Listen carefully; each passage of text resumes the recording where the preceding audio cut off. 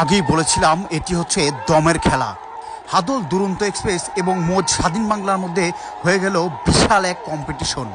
হাদল দুরন্ত এক্সপ্রেস মেলার সবচেয়ে টফ নৌকাটি হলেও একে যেন 1 ইঞ্চিও ছাড় দেয়নি বিখ্যাত নৌকা মোজ স্বাধীন বাংলা। এদের মধ্যে যে কম্পিটিশনটি হয় এই কম্পিটিশনে দেখা যায় কেউ 1 ইঞ্চি ছাড় দেয়নি। এটাই হচ্ছে দর্শক নৌকাবাইজ, পানসি নৌকাবাইজ, এটাই হচ্ছে সফলতা।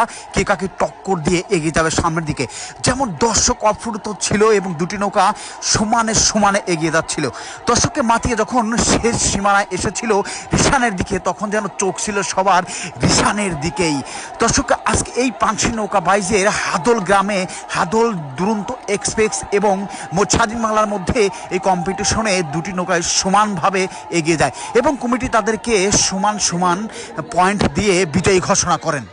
এই ঐতিহ্য শুধুমাত্র একদিনের জন্য নয়, হাজার বছরের এই ঐতিহ্য যেন গ্রাম বাংলায় ধরে থাকেন সেই প্রতীক্ষা নিয়েই যেন মাঠে নেমেছেন মাঝি মাল্লারা। মাঝি মাল্লাদের বইটার কোপে যেন দর্শকের মন হুচুল করে উঠছে। শিশু বাচ্চা কান্না করে বলছে আমি দেখবো নৌকাবাইজ খেলা। বৃদ্ধরা যেন বলছে দাঁতের ফিকলা হাসি হেসে এই বিজয় ছিনিয়ে আনতে হবে সবার জন্য।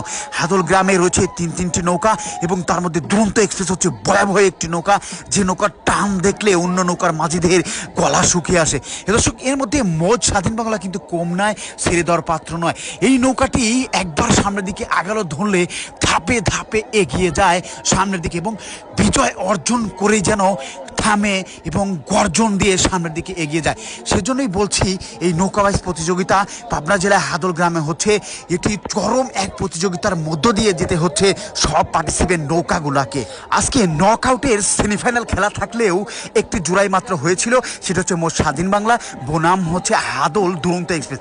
হাদল দুরন্ত এক্সপ্রেস নৌকার পয়েন্ট বেশি থাকলেও মোট স্বাধীন বাংলার সাথে টক্কর দিয়ে আজকে নক আউটের খেলায় জীবনে সমানভাবে এগিয়ে গেল।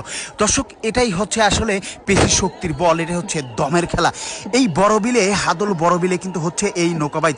সামনেতে হবে ফাইনাল খেলা। মাঝি মাল্লার শক্তি পরীক্ষাতে যেন কেউ কাকে ছাড় না দিয়ে সামনে দিয়ে এগিয়ে চলার প্রতিশ্রুতি যেন দেখাচ্ছেন তারা। অর্থাৎ এখানে বলতে গেলে খেলাধুলা থাকবে সমাজে এবং এ ধরনের খেলার প্রয়োজন রয়েছে।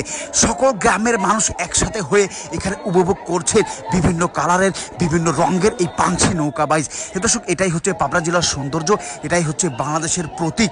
অর্থাৎ নৌকাবাইজ খেলা প্রচলিত থাক, আরও সামনে আরও এগিয়ে যাক, আমরা সেটাই চাই। তবে একই সাথে হাজার মানুষ একসাথে হয়ে এই নৌকাবাইজ প্রতিযোগিতা দেখার একটা অন্যরকম আনন্দ রয়েছে, যে অন্যরকম আনন্দগুলো আমরা আজকে সামাজিক টিভির মাধ্যমে দেখাতে পাচ্ছি এবং আমরা একটু উপলব্ধি করার চেষ্টা করেছি। মানুষের চোখ যেন ছিল নৌকার গলাইয়ের দিকে, কখন কোন নৌকা এগিয়ে আসবে, কোন নৌকাটি দেখতে কতটা সুন্দর, কোন নৌকার মাঝি মাল্লাদের দম বেশি রয়েছে, এগুলোই কিন্তু আসলে দেখার মতো একটি বিষয়। পানির উপরে বইটাকে কুপিয়ে সামনের দিকে যখন নিয়ে যান, তখন পানি ছিটকে নৌকা যখন সামনের দিকে যায়, রঙ্গিল ডেঙ্গির নৌকা দেখতে যেন অস্বাভাবিক লাগে। হে দর্শক দেখতে পাচ্ছেন এখানে যে জোরে বইটা টেনে সামনের দিকে নিয়ে যাচ্ছে, এটাই হচ্ছে সেই হাদল দুরন্ত, যে নৌকাকে দেখলে অন্য মাঝিদের গলা শুকিয়ে যায়। এই মাঝি মাল্লাদের এতটাই দম রয়েছে যে প্রায় 4 থেকে 5 কিলোমিটার অতিক্রম করে এসে এদের দম কোনো সময় ফুরায় না। অর্থাৎ সামনের দিকে আরও কিভাবে এগিয়ে যাবে সেই প্রতিশ্রুতি নিয়ে সামনের দিকে এগিয়ে যায়। শেরে বাংলাও কিন্তু আসলে এখানে ক্রম দম নিয়ে এগিয়েছে না। নিউ শেরে বাংলা এটিও ভালো একটি পয়েন্টে রয়েছে বলে আমরা জানতে পেরেছি। এই নিউ শেরে বাংলা কিন্তু বিভিন্ন জায়গায় বিজয় অর্জন করেছে এবং সামনের ফাইনালেও যেন সবার সাথে টক্কর দিবে এই শেরে বাংলা। অর্থাৎ সামনে আরও কঠিন থেকে কঠিনতর খেলা হতে যাচ্ছে। আপনারা সবাই চলে আসবেন এই হাদল বড়বিল পানসি নৌকাবাইজ মেলায়। গ্রাম বাংলার এই সৌন্দর্য যেন শত বছর ধরে রয়ে গেছে এবং সামনে যেন থাকে, সেটি প্রচারের জন্য সামাজিক টিভির পথ চলা। গ্রাম বাংলার সহজ সরল মানুষের জীবনযাপন এবং তাদের আনন্দ বিনোদন নিয়েই আপনাদের মাঝে হাজির হয় যেন সামাজিক টিভি। অর্থাৎ সবাই শেয়ার করে সামাজিক টিভির পাশেই থাকবেন এবং সবসময় সামাজিক টিভির পাশে